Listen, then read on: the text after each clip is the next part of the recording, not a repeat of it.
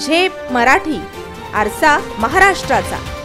धुळ्यात बंद घर फोडले, रोकड लंपास।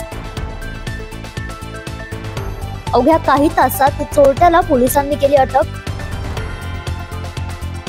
अवघ्या 20 वर्षाच्या आरोपीवर अनेक गुन्हे। बंद घराचे कुलूप फोडून रोकड लांबवणाऱ्या चोरट्याला पोलिसांनी अवघ्या काही तासात अटक केली आहे। धुळे शहरातील रहिवासी राशिद हुसेन अन्सारी हे आपल्या मुलीच्या लग्नाच्या आमंत्रण पत्रिका वाटण्यासाठी कुटुंबांसह भिवंडी येथे गेले होते। अज्ञात चोरट्याने त्यांच्या बंद घराचा फायदा घेत कपाटातील लॉकर फोडून 20,000 रुपयांची रोकड चोरून नेली। कुटुंब घरी परतल्यावर ही चोरी उघडकीस आली आणि त्यांनी तत्काळ चाळीसगाव रोड पोलीस ठाण्यात तक्रार दाखल केली।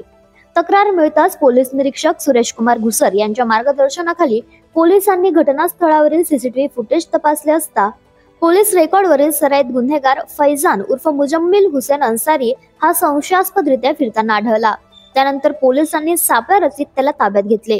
विशेष म्हणजे हा आरोपी फक्त 20 वर्षांचा असून धुळे व जळगाव जिल्ह्यात मिळून त्याच्यावर 17 पेक्षा जास्त घरफोडीचे गुन्हे दाखल असल्याची माहिती पोलिसांनी दिली आहे। वेगळ्या आणि ताज्या बातम्यांसाठी पाहत रहा झेप मराठी, आरसा महाराष्ट्राचा। संपादक प्राध्यापक अनिल चव्हाण, धुळे।